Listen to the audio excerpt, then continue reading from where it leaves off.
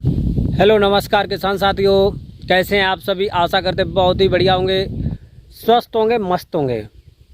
तो किसान साथियों, मार्च का जो महीना है वो ख़त्म हो चुका है और अप्रैल के महीना में आज 5 तारीख हो चुकी है। और किसान भाइयों के हमारे पास कमेंट आए कि विकास जी हमको कुछ 12 मासी खेती के बारे में बताएं जिसको कि हम तीनों सीज़न में आराम से उगा सकते हैं। तो हमने कहा चलिए ठीक है। तो आज मैं आपको एक ऐसी फसल के बारे में बताएंगे जिसको आप रबी, खरीफ और जायद तीनों मौसम में आसानी से उगा सकते हैं और जिसकी मार्केट में एकदम आजकल डिमांड की बात करते हैं तो उसका एक बहुत ही ज़्यादा हाईएस्ट मार्केट में डिमांड है। और एकदम उसके प्राइस की बात करें तो प्राइस भी आपको बहुत ही ज़्यादा मिलते हैं किसान साथियों। तो आज मैं आपको सूरजमुखी की खेती के बारे में बताएंगे। ये सूरजमुखी की खेती जो होती है और इसमें ऑयल के लिए, तेल के लिए सबसे ज़्यादा लोग इसको उगाते हैं और इसकी जो मार्केट में आजकल डिमांड है वो बहुत ही ज़्यादा हो चुकी है किसान साथियों। लेकिन हमारे आसपास हमारा डिस्ट्रिक्ट मैनपुरी है।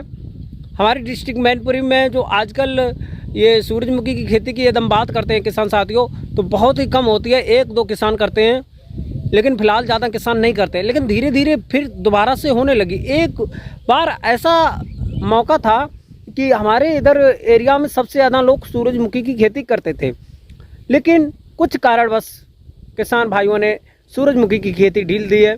फिर जिसके कारणवश आजकल हमारे यहाँ पे जो मस्टर्ड ऑयल होता है, सरसों का तेल, वो बहुत ही ज़्यादा महंगा हो गया है। तो आज मैं आपको एक ऐसा नया नुस्खा बताएंगे कि आप सूरजमुखी की खेती जो है वो किस प्रकार कर सकते हैं कम समय में और कितने दिन में वो तैयार हो जाती है, मार्केट में कहाँ भेज सकते हैं, कितने रेट में बेचेगी और 1 एकड़ में कितना बीज डालें और बीज कहाँ से लें। और सूरजमुखी की खेती के बारे में आज हम करेंगे आपसे विश्लेषण से बात, पॉइंट बाय पॉइंट। बस बने रहें, वीडियो को अंत तक जरूर देखें और वीडियो इसकी बिल्कुल मत कीजिएगा क्योंकि यदि आप पॉइंट भूलेंगे तो आप खेती अच्छे से नहीं कर पाएंगे। और आपके हाथ में मौका है, किसान भाई ज़्यादा लोग नहीं कर रहे हैं और आप लोग करके एक अच्छा मुनाफा कमा सकते हैं। खेत आपके खाली हो चुके हैं और आप आराम से आलू के बुवाई के बाद में और जो पछेती बुवाई की यदि हम बात करें तो आप जो अगैती गेहूं थे उसकी कटाई के बाद भी इसकी बुवाई आराम से कर सकते हैं। तो वीडियो में देरी ना करते हुए और किसान भाइयों से एक बात मैं और कहना चाहूँगा, जिन किसान भाइयों ने अभी तक हमारे यूट्यूब चैनल किसान मीडिया को सब्सक्राइब नहीं किया, सब्सक्राइब जरूर कर लें क्योंकि मैं आपका दोस्त मिस्टर विकास विद्यार्थी BSc एग्रीकल्चर से आपके सामने इसी प्रकार से नए टॉपिक के बारे में हमेशा डेली बात करता हूं। और अभी जो 1-2 दिन की जो समस्या है, हमारे कॉलेज का कार्य चल रहा है और हमारे घर पर भी थोड़ा कार्य चल रहा है, इसीलिए थोड़ा वीडियो लाने में थोड़ी देर हो रही है। तो इसके लिए आप कोई टेंशन मत लीजिएगा। मैं आपको डेली वीडियो दूंगा और नई टॉपिक पे दूंगा। और आपके लिए जो मैंने आजकल जो नया कंटेंट तैयार किया है वो बिल्कुल भी मत स्किप कीजिएगा, मैं डेली लाऊंगा। बस 1-2 दिन की बात है। तो सब्सक्राइब जरूर करें, बेल आइकन की घंटी दबाएं ताकि सबसे पहले सबसे तेज़ हमारा नोटिफिकेशन आपके पास तक पहुंच सके। तो वीडियो में देरी ना करते हुए चलिए करते हैं वीडियो को स्टार्ट। तो किसान साथियों, सूरजमुखी की खेती के लिए सबसे पहले आप लोग एक उच्च जल निकास वाली भूमि का चयन करना होगा जिसमें कि जल भराव की समस्या बिल्कुल भी नहीं होती हो। और वैसे तो हम सूरजमुखी की खेती हर एक प्रकार की भूमि में कर सकते हैं, लेकिन जो बलुई दोमट मृदा होती है 6.5 से लेकर के 7 pH मान होता है वो सबसे अच्छी उच्च रहती है किसान साथियों। फिर उसके बाद में हम देसी हल से 2 से 3 जुताइयाँ करेंगे किसान साथियों, जो कि सर्वमान्य होती हैं और ये करना बहुत ही ज़्यादा लाभदायक खेती के लिए होता है किसान साथियों। फिर फलेवा हम कर देंगे। फिर उसके बाद में किसान साथियों 1 एकड़ में हमको 5 से लेकर के 8 कुंटल के आसपास में वर्मी कंपोजिट और 1 एकड़ के खेत में यदि हम बात करें सड़ी हुई गोबर की खाद में तो 8 से लेकर 10 टन मिला देंगे। और फिर उसके बाद में किसान साथियों नाइट्रोजन लगभग में 40 किलोग्राम, फास्फोरस 60 किलोग्राम और पोटास 40 किलोग्राम 1 एकड़ में देना है। फिर उसके बाद में किसान साथियों सिजेंटा कंपनी की हाइब्रिड वैरायटी का हम चयन करेंगे। SP 293 hybrid sunflower seed 2 kilogram. और ये भी एक बहुत ही अच्छी और कम दिनों में तैयार होने वाली सूरजमुखी की वैरायटी है किसान साथियों। और ये हो गई लीडर 678, ये भी एक बहुत ही अच्छी वैरायटी है किसान साथियों। फिर उसके बाद में इसके बीजों को हम बुवाई से पहले लगभग में 10 से 12 घंटे के लिए भिगो देंगे, क्योंकि भिगोने से इसके ऊपर जो कड़ी परत होती है वो मुलायम हो जाएगी, तो इसका जर्मिनेशन किसान साथियों बहुत ही अच्छा होगा। और ये आप देख सकते हैं। और बीजों में एकदम जर्मिनेशन की बात करें तो लगभग में 85 से 90% होना बहुत ही ज़रूरी होता है। ये आप पैकेट पे लोगो लगा होगा, देख लेंगे। फिर उसके बाद में किसान साथियों खेत को तैयार करके आप लोग क्यारियों में और मशीन की सहायता से इसकी बुवाई कर सकते हैं। लगभग में 4 से 6 सेंटीमीटर की दूरी पे प्लांट टू प्लांट 4 से 6 सेंटीमीटर इसकी दूरी होना चाहिए। और बुवाई की लगभग में किसान साथियों 6 से 8 दिनों बाद जब हमारी टेम्परेचर के अनुसार फसल तैयार हो जाती है, लगभग में 2-2 पत्ते की होती है और जम जाती है।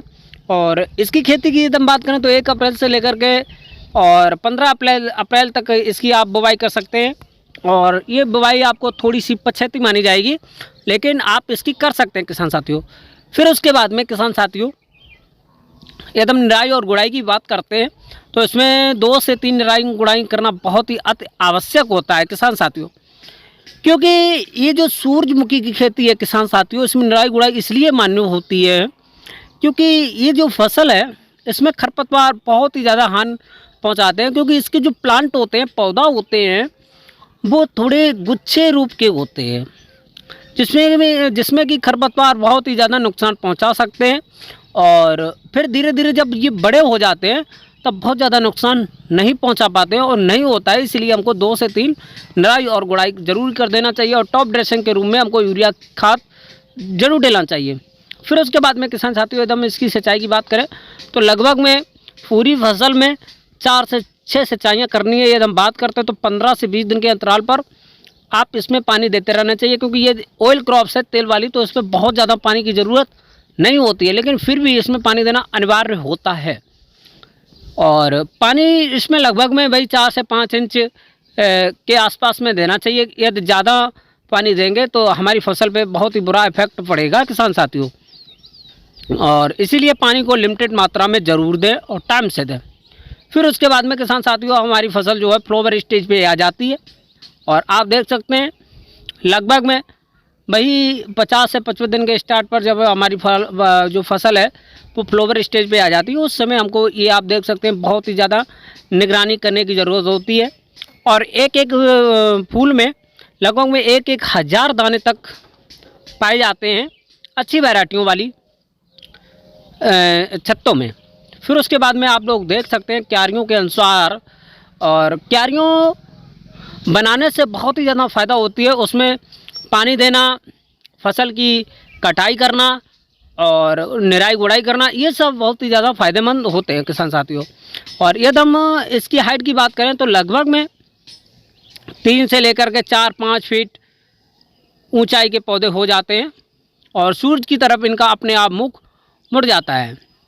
और फिर उसके बाद में किसान साथियों यदि हम बात करते हैं तो लगभग में भाई 75 से 80 और 90 दिन के आसपास में हमारी फसल पक कर के तैयार हो जाती है। और 1 एकड़ में यदि हम इसकी प्रोडक्शन की बात करें तो लगभग में 10 कुंटल के आसपास में आपको 1 एकड़ के खेत में इसका प्रोडक्शन देखने को मिल जाता है, और जो कि एक बहुत ही कम समय में एक अच्छा प्रोडक्शन होता है। और मार्केट में इसकी एकदम प्राइस की बात करें तो लगभग में 60 से लेकर के 70 और 80, और हर एक मार्केट का प्राइस अलग अलग होता है।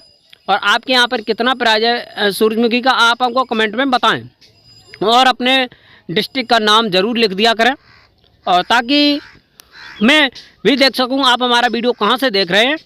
और तो किसान साथियों इसी प्रकार से हमारे साथ सपोर्ट बनाए रखें। मैं आपको नई नई खेती डेली अपडेट कराता रहूँगा।